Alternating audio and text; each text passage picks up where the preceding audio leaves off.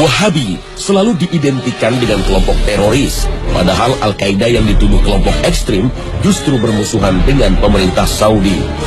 Para ulama Saudi yang dituduh Wahabi sesungguhnya ulama yang mengikuti prinsip salafus soleh, antara lain melarang umat Islam berunjuk rasa, apalagi memberontak kepada penguasa muslim. Sejarah Wahabi dalam versi lain banyak diteliti oleh para ilmuwan seperti Hanif James Oliver dan Nathanael Delon Bass dari Georgetown University, Amerika Serikat. Istilah Wahabi bukan dinisbatkan kepada Muhammad bin Abdul Wahab, tetapi kepada Abdul Wahab bin Abdurrahman bin Rustum yang wafat pada tahun 2011 Hijriah.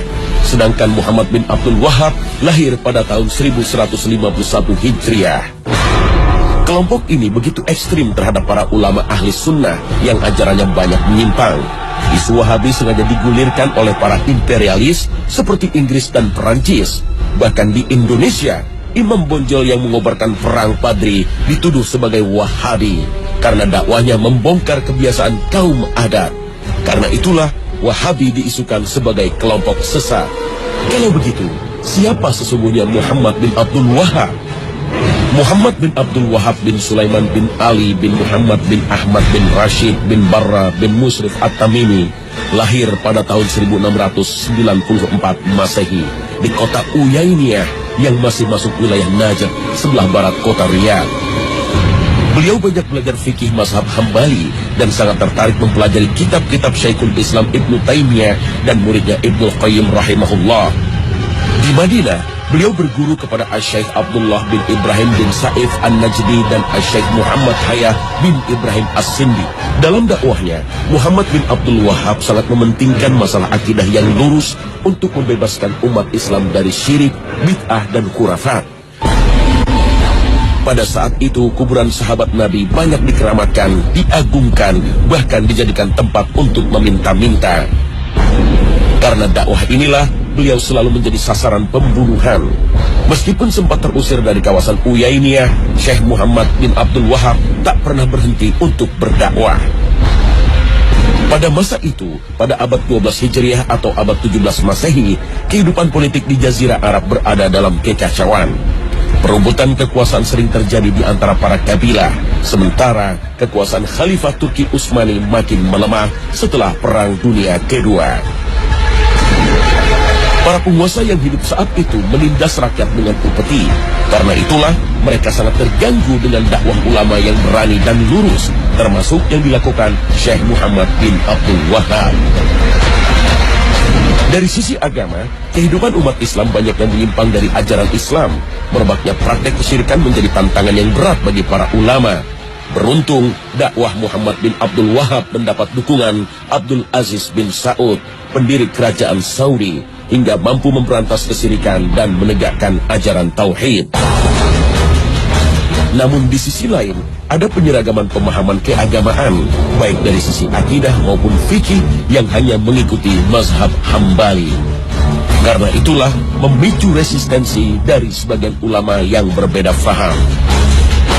Fitnah atau bencana yang menimpa umat Islam sudah diisyaratkan oleh Rasulullah SAW dari Abdullah bin Umar. Nabi berdiri di samping mimbar dan bersabda, fitnah di sini dari arah munculnya tanduk setan atau tanduk matahari. Hadis riwayat Bukhari Muslim. Yang dimaksud tanduk setan berada di sebelah timur Madinah, yaitu Najd.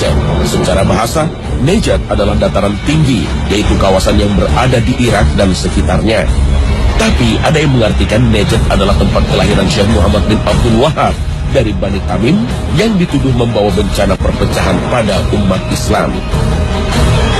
Namun sejatinya dalam berbagai hadis Rasulullah SAW menyatakan bahwa Bani Tamim merupakan keturunan Nabi Ismail yang dicintai oleh Rasulullah. Diriwayatkan dari Abu Hurairah, dia berkata, saya akan senantiasa mencintai Bani Tamim karena 3 hal yang pernah saya mendengar dari Rasulullah tentang mereka. Pertama, saya pernah mendengar Rasulullah SAW bersabda, mereka Bani Tamim adalah umatku yang paling gigih melawan Dajjal. Kedua, ada seorang tawanan perempuan dari Bani Tamim di rumah Aisyah. Kemudian Rasulullah bersabda, hai Aisyah, bebaskanlah ia karena ia adalah keturunan Ismail. Ketiga, Rasulullah SAW pernah bersabda ketika ada zakat dari Bani Tamim, "Ini adalah zakat kaum kami." Hadis riwayat Bukhari. Namun, dalam hadis lain Rasulullah juga menyatakan dari kalangan Bani Tamim akan muncul kelompok yang membawa bencana bagi umat Islam. Kelompok ini disebut Khawarij, yang mudah mengkafirkan kaum muslim, bahkan tidak segan membunuhnya karena berbeda faham.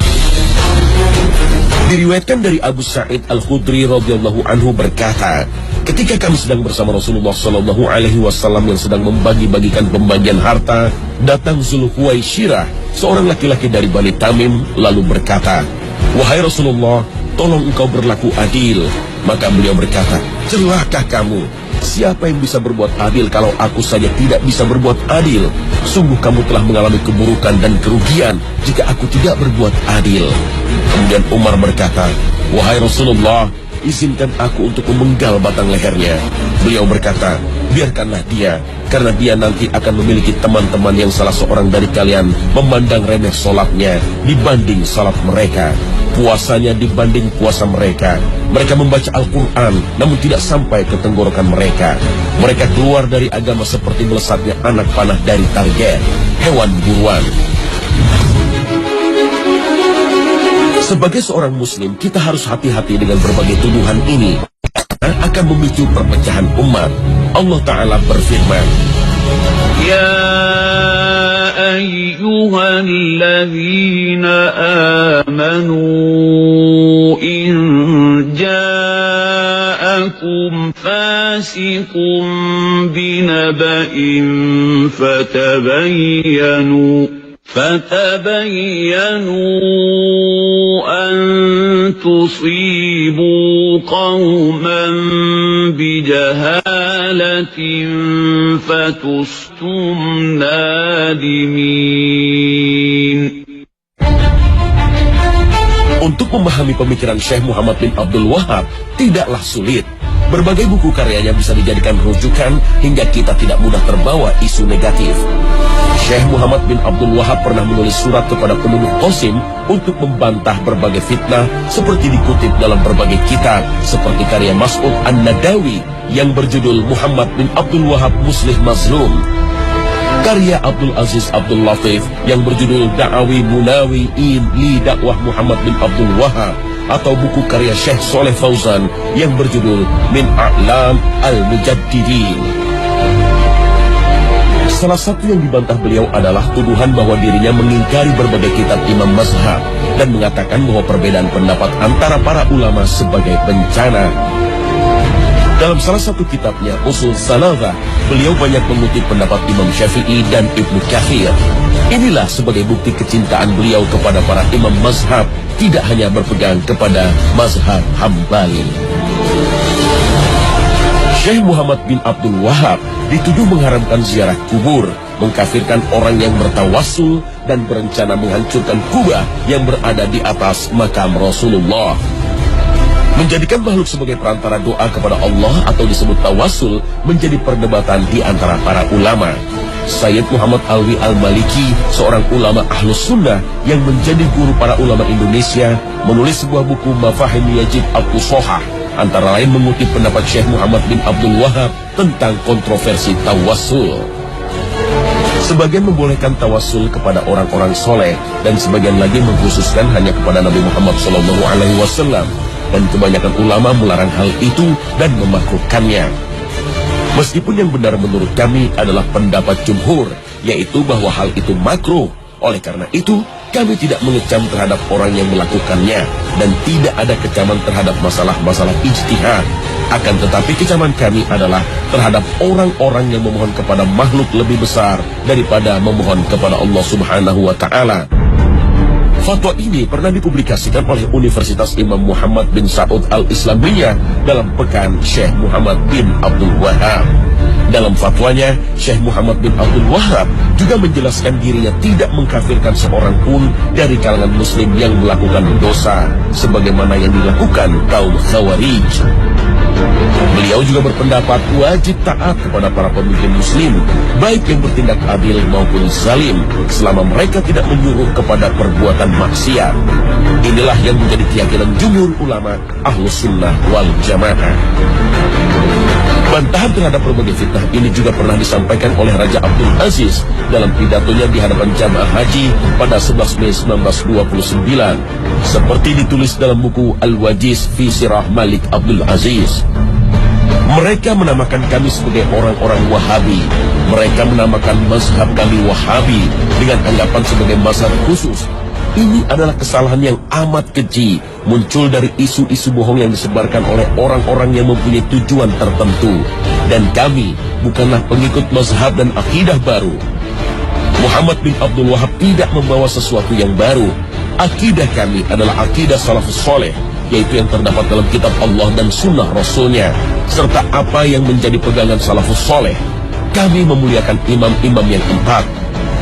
Kami tidak membeda-bedakan antara imam-imam Malik, Syafi'i, Ahmad, dan Abu Hanifah. Seluruh mereka adalah orang-orang yang dihormati dalam pandangan kami, sekalipun kami dalam masalah fikih berpegang dengan mazhab Hambali.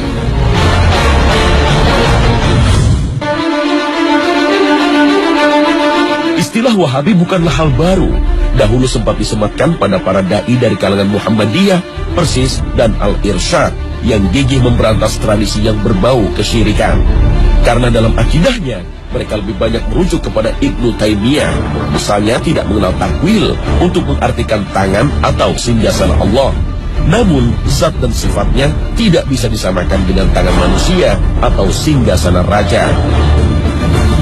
Gerakan Muhammadiyah, Persis, dan Al-Irsyad banyak terinspirasi dengan doktrin Muhammad Abduh yang menyuarakan gerakan tajdid atau pembaharuan Islam.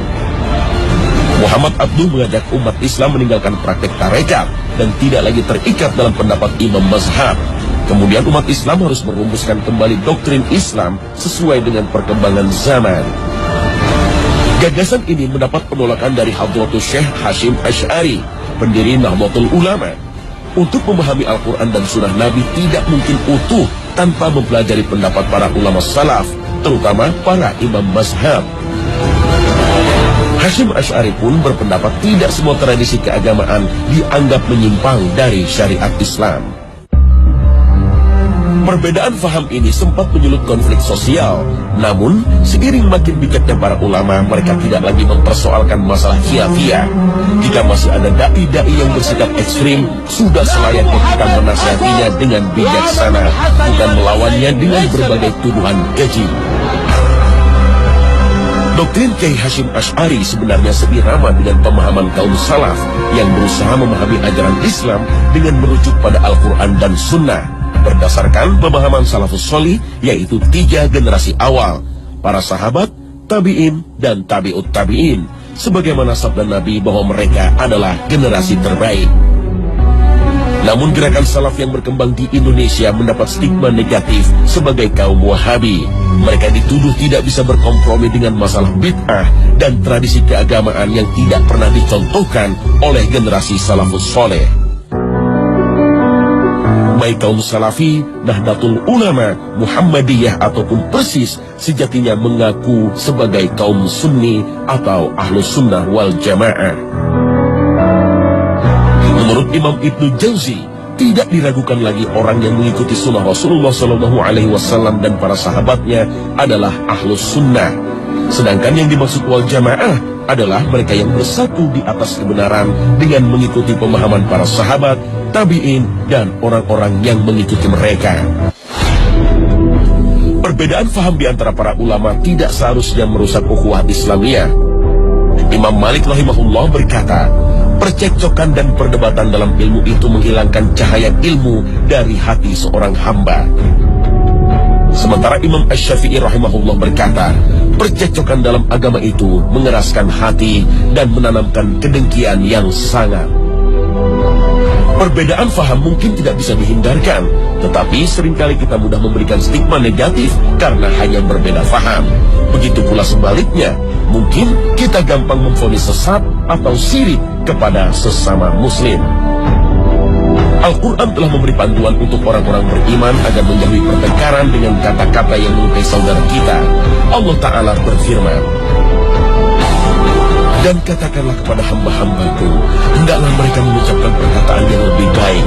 Benar, sesungguhnya setan itu menimbulkan perselisihan di antara mereka. Sesungguhnya setan itu adalah musuh yang nyata bagi manusia." Al-Quran Surah Al-Isra ayat 53.